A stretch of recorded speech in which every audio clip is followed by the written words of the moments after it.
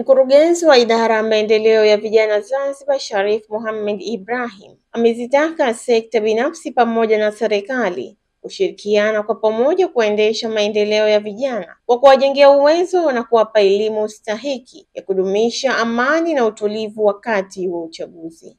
Amesema hayo katika kikao cha robo mwaka cha uratibu wa shughuli za maendeleo ya vijana yaliyojumuisha taasisi mbalimbali katika ukumbi wa Kariakoo. Tunajipangaje ili kuhakikisha vijana wetu wanashiriki katika swala la uchaguzi katika njia ya amani na utulivu, lakini vile vile na kushiriki pasavyo katika swala la uchaguzi. Tu kwamba tuendelee kushirikiana na wizara kuwasilisha zile taarifa ambazo tunatekeleza kazi zetu, kwa sababu taarifa yako ukiachia kuripotiwa katika chombo cha habari siku hilo unapofanya tukio, lakini vile vile kama serikali, kama jamii inataka ielewe umefanya nini kwa mwaka huu au umefanya nini kwa mwezi huu.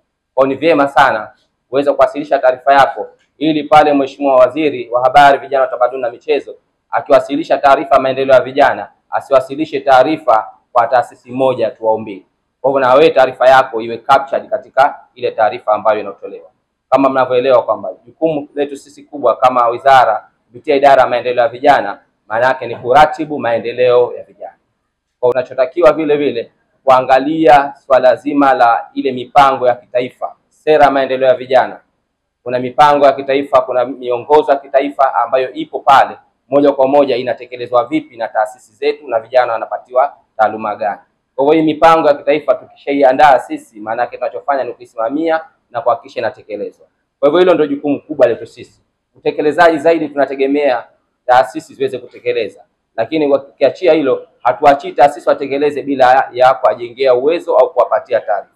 Hivi karibuni tumepitisha sera yetu ya maendeleo ya vijana, na tayari sera ya maendeleo ya vijana mwaka 2023 inataka kutekelezwa, na hiyo sera tayari watu wa mwanzo ambao tumewatarget na tayari tushawafikia basi ni taasisi za vijana, kwa sababu tunaamini kwamba sera ile ikieleweka kwa taasisi za vijana, maana yake sasa taasisi za vijana wataziteremsha ile taaluma na elimu ya sera kwa vijana wetu huko chini.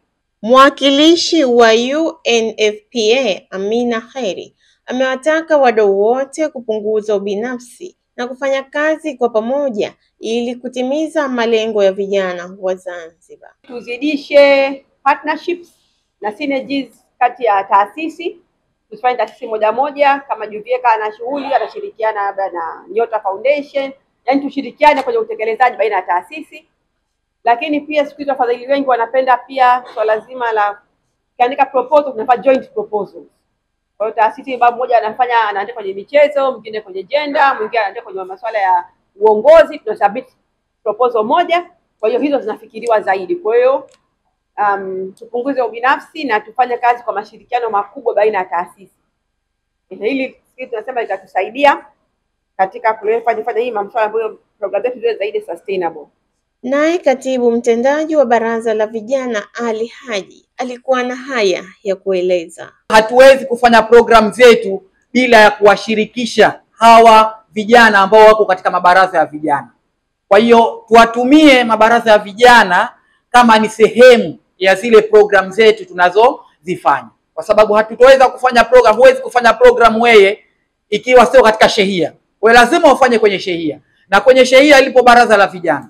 Kwa hiyo huo ndio wito wangu, lakini chengine cha mwisho tuendelee kushirikiana kwa pamoja kama wadau wa maendeleo.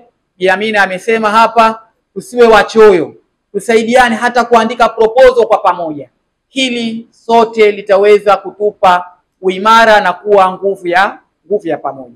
Sambamba na hayo, wadau mbalimbali walipata fursa ya kutoa maoni na kutoa elimu kwa baadhi ya taasisi zilizojumuika katika kikao hicho, na kama wanavyoeleza. Kwenye idara ya vijana juzi kumesoma bajeti baraza la wawakilishi. Kuna vikundi takriban 100 na kitu hivi ambavyo vipo vya vijana na idara mnavitambua, lakini vikundi ambao vimenufaika ni zaidi ya vikundi 24 tu. Swali, hao wengine kwa nini wasinufaike kwenye masuala ya mkopo, lakini na masuala mengine? Sasa swali linakuja, kwa nini hao wengine tusiwafikie? Na ukiangalia bado tunaongeza budget ya kutaka kuwafikia vijana wengi, lakini hawa wachache tulionao bado hawajanufaika. Tutajiuliza swali hapa katika hii meeting ambayo tuna kwamba je, hawa vijana wamenufaika na nini? Je, wamebadilika? Swali litakuja, hawajabadilika. Kwa nini hawajabadilika? Baada ya kumpa mafunzo ya uongozi, kijana yule anasubiri mpaka ateuliwe ndo aje atumie uongozi wake. Ni leo, sio leo. Kwa hawezi kubadilika mpaka siku apate huo uteuzi. Maana yake nini? Maana yake rai yangu ni kwamba tunatakiwa tuwawezeshe vijana kwenye masuala ya uzalishaji. Tunapokwenda kutoa taaluma, tuhakikishe pia tunatoa taaluma kwenye masuala ya uzalishaji. Sasa hizi nchi yetu kama mnavyoiona, kilimo kinalipa zaidi. Ukiingia kwenye kilimo unaweza ukapata fedha muda mfupi. Lakini kwenye mafunzo yote pale sijaona mafunzo ambao wamepewa watu ya kilimo pamoja na uvuvi au pengine labda masuala tuseme ya mifugo. Na viko vikundi vingi ambavyo vinajishughulisha na masuala hayo. Maana hawa tukuwezesha kuwapa fedha hata huo mkopo, wana uwezo wa kurudisha kwa sababu wao wanazalisha. Lakini mtu ambaye utampa mkopo alafu kaenda kumfundisha masuala ya uongozi, atarudisha lini mkopo? Hawezi kurudisha. Mikopo hii kama tunavyojua, fedha kila mtu anaitaka. Fedha iliyokuwepo ni bilioni 15 tu. Na sasa hivi mpaka sasa hivi tupofikia maombi yako zaidi ya bilioni 90. Sawa? Na pesa zilizotolewa ni hizo 15 tayari. Lakini katika pesa hizi tunafanya mizunguko. Katika mizunguko hilo sasa hivi tunazo bilioni 30. Sasa tutizame wenyewe hapo kwenye 15 mpaka kufikia 30 na mikopo iko maombi hapo bilioni 90. Kwa hiyo hatuwezi kuwapa kila mtu. Kwa hivyo hii ni sababu moja kubwa kwamba pesa iliyokuwepo ni haitoshi. Hatuwezi kumpa kila mtu. Na serikali tayari tushaongea nayo na wametuahidi kwamba pesa watatuongezea. Kwa sisi tunasubiri serikalini pesa tuongezewe, ndio hapo tutaweza na sisi mikopo kuiboresha zaidi. Kwa online sisi elimu hatuzitoi kwa wilaya, sisi elimu tunatoa kwa serikali za mitaa. Kwa hiyo watu wote ambao wanataka kuomba mikopo online waende kwenye maafisa wa serikali za mitaa. Wao washafundishwa na iPad washapewa, watafundisha zaidi jinsi ya kuomba. Na mikopo hii watu wengi hawajaomba, tuseme uongo. Online mpaka sasa hivi mikopo iliombwa ni kama 6 tu. Na katika 6 hiyo uliokuwa kwenye ongoing process ni mmoja tu ambao karibu nao wataweza kupata mkopo huo. Kwa hiyo watu wengi hawajaweza kuomba bado mikopo online. Sisi kama ZEA kushirikiana na Wema hilo tunalifanya. Juzi tu binafsi mimi mwenyewe nilienda skuli ya Hurumzi na Forodhani tukatoa elimu hizi za stadi za maisha na ujasiriamali kwa vijana wadogo kabisa. Na hii maana yake ni kwamba sio subiri tu ZEA itoe mikopo, hapana. Hii tunafundisha kwa sababu sasa hivi ajira imekuwa ni changamoto kwa vijana na tunajenga mindset zao kwamba toka sasa hivi huku chini waweze wenyewe kubuni mawazo ya biashara. Na kufundishwa stadi za maisha ni kwamba wenyewe watoto waweze kujitambua. So wasubiri tu baadaye tunaje kuomba mikopo wakose, hapana. Ashura Mzee, Mshindo TV.